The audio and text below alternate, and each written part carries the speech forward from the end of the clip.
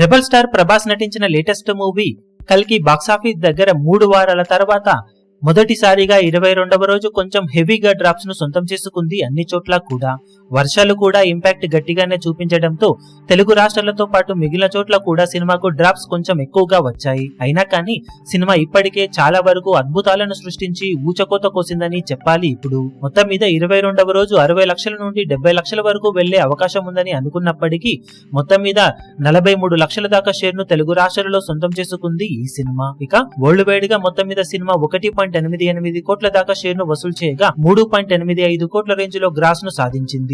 Overall గా cinema ఇప్పుడు box office దగ్గర 22 రోజులు పూర్తయిన తర్వాత వరల్డ్ వైడ్ గా అందుకున్న కలెక్షన్లను గమనిస్తే నైజాం లో 88.22 కోట్లు, సీడెడ్ లో 20.42 కోట్లు, వైజాగ్ లో 20.84 కోట్లు, ఈస్ట్ లో 12.05 కోట్లు, వెస్ట్ లో 9.01 కోట్లు, గుంటూరులో 10.78 కోట్లు, కృష్ణాలో 10.86 కోట్లు, నెల్లూరులో 5.90 కోట్ల దాకా షేర్ అందుకున్న ఈ సినిమా తెలుగు రాష్ట్రాలలో మొత్తం మీద 178.08 కోట్ల దాకా షేర్ ను 278.35 కోట్ల రేంజ్ లో గ్రాస్ ను వసూలు చేసింది.